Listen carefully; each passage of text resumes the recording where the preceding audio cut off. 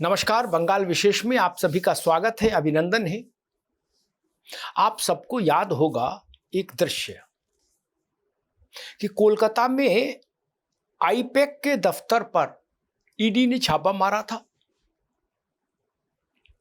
तो उस दौरान ममता बनर्जी को जब ये पता लगा कि आईपैक के ऑफिस पर छापेमारी हो रही है ईडी के जरिए, तो ममता जी इतना गुस्सा हो गई। उन्होंने कोलकाता पुलिस के कमिश्नर को अपने सरकारी निवास पर बुलाया और उसके साथ सीधे कूच कर दिया आईपैक के दफ्तर में। और ईडी की रेड के दौरान ममता जी अंदर घुस गई कमिश्नर पुलिस को लेकर। ममता जी के सुरक्षा कर्मी जो मुख्यमंत्री के नाते उनके साथ थे, वो सब अंदर घुस गए और ममता जी ने वहां तमाम फाइलें लपक ली, पुलिस को पकड़ाई और कहा जाओ बाहर मेरी गाड़ी में रखो। और एक जो सबसे महत्वपूर्ण फाइल थी हरे रंग के फोल्डर में, वो उन्होंने अपने बगल में दबा ली और ममता जी बाहर आ गई। ईडी के अधिकारी हतप्रभ हो गए। उनको समझ में नहीं आ रहा था कि सिटिंग चीफ मिनिस्टर हैं, इनके साथ क्या करें, ये रेड में बाधा क्यों डाल रही हैं। उसके बाद ममता जी ने प्रेस कॉन्फ्रेंस की और कहा कि ये हमारी इलेक्शन स्ट्रेटेजी को चोरी करने आए थे ईडी वाले, चूंकि आईपैक हमारे इलेक्शन का काम देख रहा है। ये आईपैक वही संस्था है प्रशांत किशोर वाली, है ना, उनके नाम से ज्यादा जानी जाती है। वो उस वक्त ईडी ने सुप्रीम कोर्ट में एक याचिका डाली और कहा कि राज्यों के बारे में एक स्पष्ट गाइडलाइन बननी चाहिए कि केंद्रीय जांच एजेंसियों के काम में राज्य सरकारें या मुख्यमंत्री या मंत्री वहां ममता जी की तरह बाधा ना डाल पाए। ये सारा कांड आपको याद होगा। देश में पहली बार ऐसा हुआ था, हिंदुस्तान के इतिहास में पहली बार ऐसा हुआ था कि कोई निर्वाचित मुख्यमंत्री किसी केंद्रीय जांच एजेंसी के छापे के दौरान खुद घर में उस स्थान पर घुस गया हो बलपूर्वक और वहां से कागज पत्तर, दस्तावेज और साक्ष्य अपने साथ लेके वापस आ गया हो। जो काम ममता जी ने किया वो अभूतपूर्व था। इससे पहले देश में कभी नहीं हुआ था, किसी राज्य के मुख्यमंत्री ने ऐसा नहीं किया था। अब आप सोचेंगे कि ये कहानी आज क्यों बता रहे हो, ये तो पुरानी हो गई। आज इसलिए बता रहे कि कल रात को 10:30 बजे के आसपास आईपैक कंपनी के को फाउंडर और डायरेक्टर यानी सह संस्थापक और निदेशक विनेश चंदेल को इन्फोर्समेंट डायरेक्टरेट ने गिरफ्तार कर लिया और उनको कोलकाता से दिल्ली ले आया गया। अब यहां ईडी उनसे पूछताछ करेगी, उनका पूरा इंट्रोगेशन होगा यहां ईडी के मुख्यालय में। इसलिए ये बंगाल विशेष में आने लायक खबर है। अब आप ये तो जान गए होंगे कि आईपैक के दफ्तर में और विनेश चंदेल के पास कुछ ऐसा था जिसके लिए ममता जी चिंतित थी कि इस पर छापेमारी में ये इस ढंग की सूचना या कागज या साक्ष्य ईडी के हाथ न लग जाए। इसीलिए तो वो वहां गई खुद भाग कर और उन्होंने वहां सारा हड़कंप मचाया और फाइलें लेकर वापस आ गई जबरन। उस आईपैक के डायरेक्टर और को फाउंडर को ईडी ने उठा लिया है। अब आने वाले दिनों में क्या होगा इसका अंदाज लगाना बहुत कठिन नहीं है। जांच पड़ताल होगी, बहुत सारी परतें खुलेंगी, बहुत सारे रहस्य अनावृत होंगे। क्या ममता जी की कोई कमजोर कड़ी तो सामने नहीं आ सकती है इस पूरी प्रक्रिया में? क्योंकि अगर आईपैक कंपनी से ममता जी का मसला केवल इतना होता कि ठीक है, एक जांच चुनाव का काम करने वाली कंपनी है, उसके साथ हम एग्रीमेंट करते हैं, वो काम करके देती है, हम पेमेंट कर देते हैं, बाकी वो जाने उसका काम जाने, तो दिक्कत नहीं होती। वहां साथ में एक मसला और चल रहा है। ये विनेश चंदेल मालूम क्यों पकड़े गए? इन्होंने आईपैक में कुछ गलत चुनावी आंकड़े रख दिए, इसलिए थोड़ी पकड़ गए ईडी से। ये कोयला घोटाले में पकड़े गए हैं। असली खबर यहां है। और कोयला घोटाले वाले विनेश चंदेल के जरिए आईपैक में पैसा लगा। आईपैक तो प्रशांत किशोर की थी,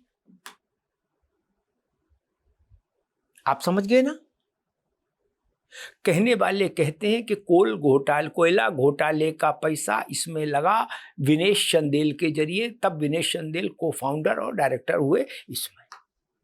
जांच भी कोयला घोटाले की चल रही थी। उसी घोटाले में विनेश गिरफ्तार हुए हैं, दिल्ली लाए गए हैं। और कोयला घोटाले के लिए कोलकाता के राजनीतिक गलियारों में हमेशा ये कहा जाता रहा कि कोयला घोटाले करने वालों को ममता बनर्जी की सरकार का संरक्षण हासिल है। ये उन पर आरोप लगता रहा है ममता जी पर, विशेष तौर पर उनके भतीजे अभिषेक पर। मामला कोयला घोटाले का बहुत तूल पकड़ा था बंगाल में, क्योंकि वो अकूत संपत्ति का घोटाला है, उसका वॉल्यूम बहुत बड़ा है। अब वो मामला ईडी के हाथ में पहली बार मजबूती से आया है। अब उसकी परतें खुलेंगी कि वो उस घोटाले में कौन कौन शामिल था, किसका संरक्षण था, ममता जी कौन सी फाइल लेने गई थी विनेश के आईपैक के ऑफिस ईडी के छापे के दौरान। वो आईपैक से जुड़ी कोई फाइल थी या वो मालपानी से जुड़ी कोई फाइल थी, कोयला घोटाले से पैदा की गई अवैध संपत्ति का कोई मसला था, उसके बंटवारे का कोई चिट्ठा था, क्यों गई थी। तब भी इस बात की बड़ी चर्चा हुई थी, आखिर ममता जी ने इतना ड्रास्टिक कदम क्यों उठा लिया, क्यों गई।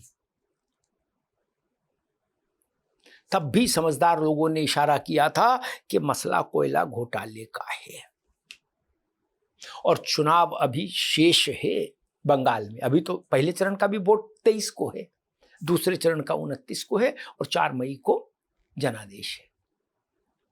उससे पहले सोचिए, अगर ईडी की तरफ से कुछ खुलासे हो गए कोयला घोटाले में, विनेश चंदेल की गिरफ्तारी के बाद विनेश चंदेल से पूछताछ के आधार पर, तो क्या सूरत बनेगी पश्चिम बंगाल की राजनीति की, विशेष तौर पर ममता जी की और उनकी सरकार की।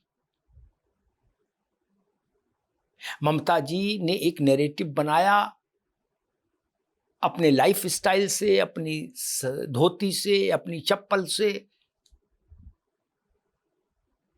कि ममता बनर्जी सत्ता के विलासितापूर्ण जीवन में अनुरक्त नहीं है। ये एक नैरेटिव बना। लेकिन अगर कोयला घोटाले की कालिख ममता जी की धोती पर लग गई, सफेद धोती पर, तो चुनाव के मौसम में बड़ा बवाल मच जाएगा।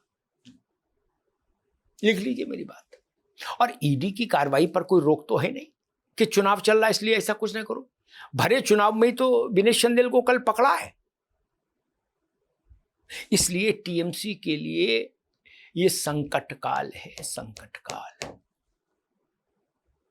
विनेश चंदेल ने अगर मुंह खोला तो केवल बंगाल में नहीं, देश की राजनीति में तूफान आ जाएगा।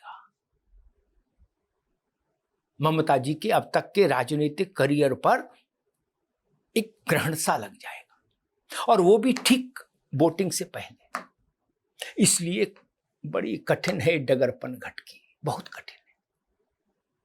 चुनाव प्रचार में क्या हो रहा, मंच से कौन क्या भाषण दे रहा, किस पर आरोप लगा रहा, वो एक अलग किस्म की बात है, और ये अलग रास्ता जा रहा है ईडी वाला। इसमें से कुछ विस्फोट हो गया तो हंगामा हो जाएगा। मुझे लगता है ये विनेश चंदेल की गिरफ्तारी ममता बनर्जी के लिए एक अलार्मिंग सिचुएशन है, एक चुनौतीपूर्ण समय है। और कोयला घोटाले की कालिख से ममता जी और टीएमसी बची रहे, उनके ऊपर वो कालिख चस्पा ना हो, इसके लिए ममता जी को और उनकी पार्टी को निरंतर दुआ करनी पड़ेगी, क्योंकि वक्त गंभीर है और कोयला घोटाले की परतें कभी भी किसी भी क्षण खुल सकती हैं, खुलना शुरू हो सकती हैं। वो घोटाला बंगाल की राजनीति को उलट पलट कर देगा, ये जाने उस घोटाले के खुलासे। शारदा स्कैम से लेके और टीचर्स भर्ती स्कैम तक तमाम स्कैम हुए, लेकिन उन सब में ममता जी बची रही और सीधे उन पर कोई आक्षेप नहीं लगा पाया। लेकिन कोयला की कालिख बड़ी है और ममता जी ने आईपैक के दफ्तर में खुद जाकर फाइलें उठाने का जो काम किया था, उससे इस बात को और पुष्टि मिली, इस संदेह को और सत्यता मिली कि ममता जी का कोई वेस्टेड इंटरेस्ट है उस आईपैक में, उस विनेश चंदेल के कारोबार में, जो कोयला घोटाले का आरोपी है, कोयला घोटाले में जिसको ईडी ने गिरफ्तार किया है। इसलिए कोयले की कालिख से ममता जी को बचना होगा हर सूरत में। अगर वो नहीं बच पाई तो चुनाव में उनकी और उनकी पार्टी की संभावनाएं डूब जाएंगी, ये तय मानिए। धन्यवाद।